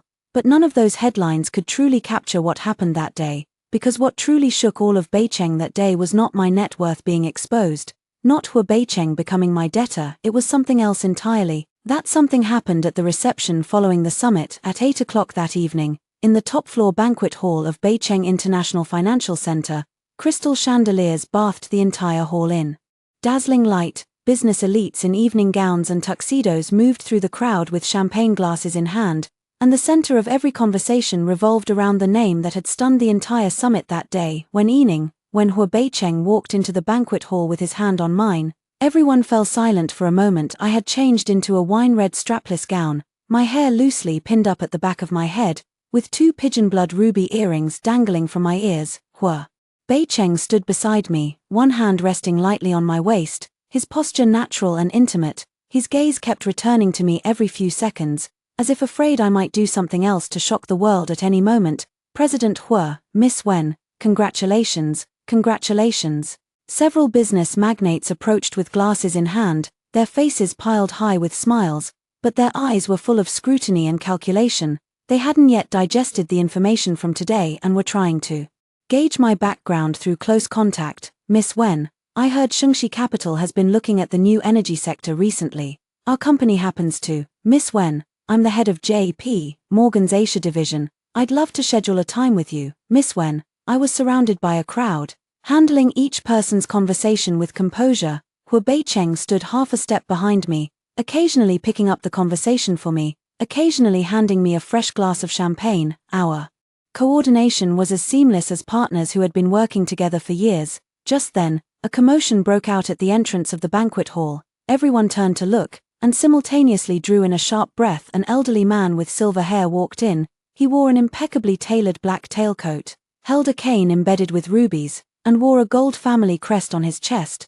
4 assistants in black suits followed behind him, each with the same crest embroidered on their cuffs. Isn't that the Rothschild family crest? Someone whispered the name. The air in the banquet hall instantly solidified. The Rothschild family, the oldest and most mysterious financial dynasty in the world. For 2 centuries, this family had controlled the behind-the-scenes rules of the global financial market. Their wealth could not be measured in numbers, and their influence permeated the economic lifelines of every nation. In the presence of this family, so-called billionaires were nothing more than pieces on a chessboard. The elderly man surveyed the banquet hall, his gaze finally locking onto one person, leaning on his cane, under everyone's watchful eyes. He walked toward me step by step. The crowd automatically parted to both sides, clearing a path. The old man stopped in front of me and gave a slight bow, his movements as elegant as a 19th-century European aristocrat. Then he spoke, his voice not loud, but loud enough for everyone around to hear clearly. Miss, the matters you instructed 3 years ago have all been taken care of. All of the family's assets in Europe have been restructured according to your wishes. Here are the details. He took a document from one of his assistants and presented it to me with both hands. The cover bore the Rothschild family crest, and below it was a line of gold-embossed lettering, Global Asset Custody Details. When evening, the entire banquet hall fell so quiet you could hear a pin drop. The eldest daughter of the Rothschild family. The rumor that the Rothschild family had adopted an Eastern girl 20 years ago, it was actually true. And that girl was Wen Yining. The champagne glass in Hua Beicheng's hand slipped, nearly falling to the floor. He managed to grip the stem just in time, but a little champagne spilled onto his cuff. He didn't notice at all, just stared straight at me, his eyes churning with layers upon layers of emotion, from shock to realization. from realization to helplessness, from helplessness to wholehearted admiration. His voice was a little dry. So that contract marriage, 5 years ago, I chose to marry into the Hua family, not because the Wen family needed Hua Group's capital injection. I looked into his eyes, speaking the words I had held back for 5 years one by one.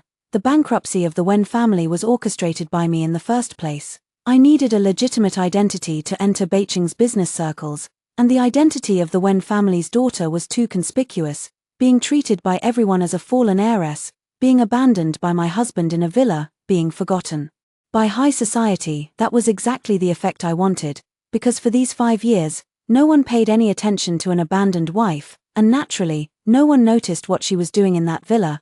I took a step forward, close enough to see the curve of his eyelashes. Hua Beicheng. I was never a caged canary you threw into that villa. I chose to live there of my own accord, and you. I raised my hand and let my fingertips rest lightly against the place where his heart beat beneath that impeccably tailored suit. I could feel it, the fierce, unsteady pounding of his pulse against my touch. You are my only choice, not because of any interest, not because of any calculation, because of who you are. 5 years ago, the moment I saw you at our wedding, I knew this man is the one Wen Yining wants. His eyes turned red, not the red of tears spilling over. No, it was the red of something suppressed for far too long, finally surging to the brink, crashing against the edge of his eyes, held back only by sheer, brutal force of will. His throat worked up and down several times, his lips parted and trembled, as if 1,000 words were jammed in his throat, fighting to get out. What finally escaped was only 5 words. Let's go home. Home, not the villa, not the mansion, not any cold, hollow building. Home. 3 months later, the villa on the outskirts of Beicheng had been transformed into something entirely new. The garden wall was torn down, replaced with a low white picket fence. The courtyard was now filled with French roses, each one planted by Hua Beicheng's own hands. While he planted, I sat nearby with a cup of tea, watching the show and occasionally pointing out which sapling was crooked. He would crouch down, dig it up, and replant it without a word of complaint. His tailored trousers smeared with mud and dirt and completely beyond caring. The study on the second floor had been opened up, its footprint doubled. One half held my computer and 6 monitoring screens, the real-time data terminals connecting Shengxi Capital's global branches. The other half held Hua Beicheng's desk. He said his office had relocated from Hua Group headquarters to this villa, with the excuse that he didn't want his wife to be home alone, but I knew the real reason. He was afraid that if he turned around, I'd slip away again, disappear for another 5 years without a word. This man never said it aloud, but deep down, he was clingier than anyone. Every morning when I went to the study for my video conferences, he'd lean against the doorframe with a cup of coffee, pretending to scroll through his phone while his gaze never once left me. When I caught him, he'd clear his throat and mutter, "Nice weather today." Zhu Yang once came by to drop off documents and walked in on the mighty President Hua standing at the kitchen stove in an apron, frying eggs. The shock sent the entire stack of papers scattering across the floor. Hua Beicheng, without so much as a flicker of embarrassment, scraped the burnt eggs into the trash, said haven't quite mastered the heat yet, and cracked 3 fresh ones into the pan. Zhu Yang stood frozen in the kitchen doorway, looking from Hua Beicheng to me, sitting at the table, unhurriedly sipping my porridge, then back again. He silently placed the documents on the table and retreated. Later, Zhu Yang told his colleagues at the company, the president standing at home ranks somewhere below Miss Wen's cat. That cat was adopted a month ago from an animal rescue shelter, orange, very fat, and named Wu-Yi because I brought her home on the 1st of May. Wu-Yi's favorite pastime was sleeping on top of Hua Beicheng's suit jackets. Every time he had to leave for a company meeting, he'd first have to rescue his jacket from underneath the cat's considerable bulk. Once, running desperately late, he went to the boardroom covered in orange fur. The Hua Group directors stared at his fur-dusted shoulders in collective silence for a full 5 seconds. These small, ordinary moments, like tiny pearls, one after another, had been strung together by time into a warm, lustrous necklace. This evening, I sat in a wicker chair in the garden, laptop balanced on my knees, reviewing Shengxi Capital's investment plan for the next quarter. Hua Beicheng crouched by the flower bed, loosening the soil around the last row of roses with a small trowel. The setting sun painted his silhouette in warm gold. A few stray strands of hair fell across his forehead, swaying gently in the breeze. When Yining, he called my name suddenly. He set down the trowel, stood up, and pulled a small velvet box from his pocket. The black velvet surface was smudged with a bit of dirt. He wiped it with his sleeve, then walked over and knelt down in front of me. My fingers froze over the keyboard. "What are you doing? Last time I proposed in public, you said it didn't count, the contract had just been torn up, and you said you needed time to evaluate me."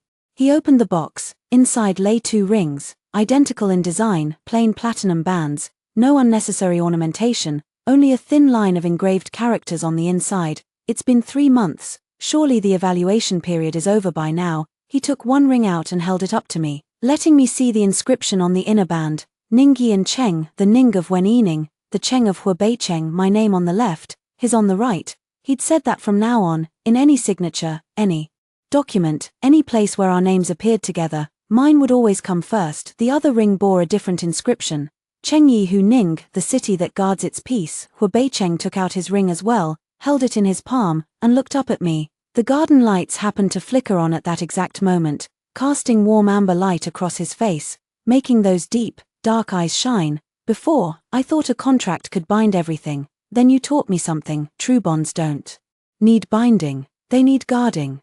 Wen Yining, from this day forward, let me be the one who guards you." He slid my ring onto my ring finger. It fit perfectly, not too loose, not too tight as if it had been made to measure. I picked up the other ring, took his left hand, and slid it onto his finger. He looked down at the ring, catching the light of the setting sun, and the corners of his mouth slowly curved upward. Then the curve spread wider and wider, until it became a very, very silly smile, the silliest smile I'd seen on him in all 5 years I'd known him. "Hubei Cheng, what are you smiling at?" "At myself." He turned his ringed hand over and over, his tone like a grade schooler who'd just won a prize. "If I'd known 5 years ago who you really were, I should have gotten on my knees right at the wedding. If you'd knelt 5 years ago, there wouldn't have been a story to tell." "True." He stood up, bent down, and pressed a kiss to my forehead, soft and warm. So everything happened exactly as it was meant to. The evening breeze drifted through the garden, carrying the scent of roses. In the distance, the lights of Beicheng flickered on one by one, like a sea of stars spilling from the horizon into view. From inside the house came Wui's meow. She was probably rummaging through the trash again. Beicheng glanced back, let out a resigned chuckle, and rolled up his sleeves as he headed inside. "This little terror is at it again. Let me go check." I leaned back in the wicker chair, watching his silhouette disappear through the doorway. Then I looked down at the ring on my finger, plain platinum band, unadorned, with 4 characters engraved inside, Ningyi and Cheng. This city, because of him, had become a city of peace. I closed my laptop and rose to my feet, heading inside. As I crossed the garden, I crunched through the scattered remnants of sunset, those golden fragments scattered at my feet, like a road stretching toward the future, and the story of the cold, proud man brought from indifference to devotion by the business scheme I had orchestrated with my own hands in that moment, came to a perfect, complete close.